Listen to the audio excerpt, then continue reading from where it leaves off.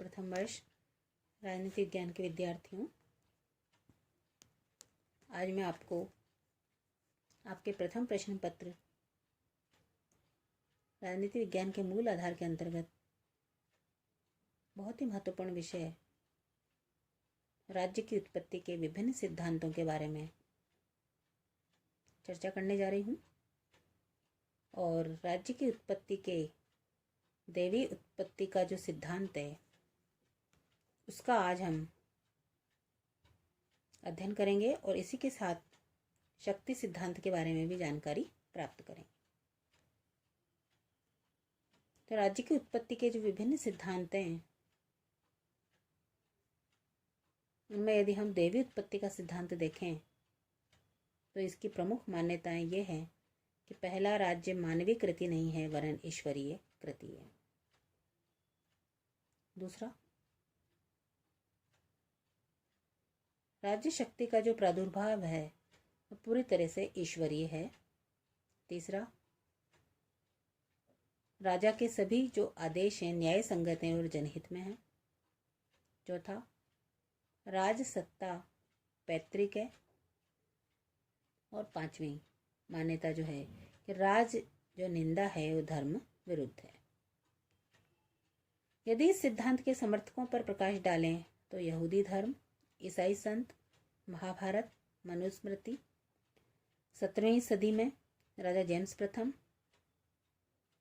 Robert Filmer और बूजे इत्यादि ने इसका समर्थन किया।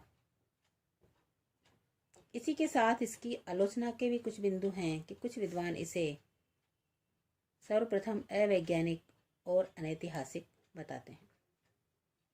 दूसरा जो बिंदु आलोचना का है कि यह स्वेच्छाचारिता और निरंकुशता का प्रतीक है। तीसरा, ये अतार्किक है। चौथा, रूढ़िवादिता इसमें दिखाई देती है। पांचवा, नास्तिकों के लिए निरर्थक है। और छठा, अप्रासंगिक है। सातवां, राजनीतिक व्यवस्था के केवल नैतिक आधार पर बल देती है। अब यदि हम दूसरा प्रमुख सिद्धांत देखें राज्य की उत्पत्ति का तो यह है शक्ति सिद्धांत।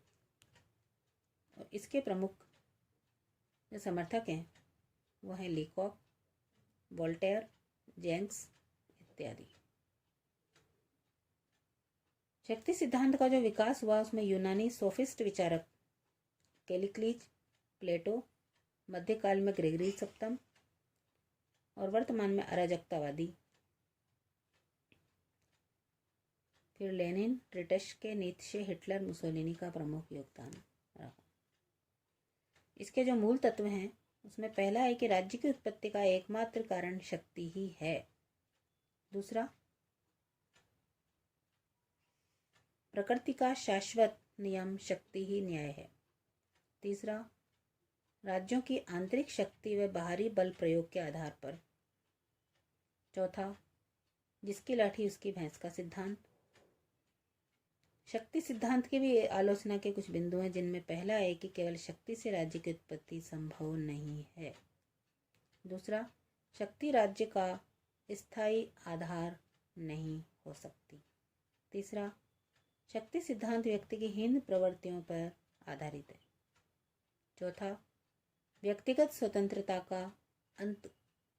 पांचवा, आंतरिक और अंतर्राष्ट्रीय संघर्ष को बढ़ावा।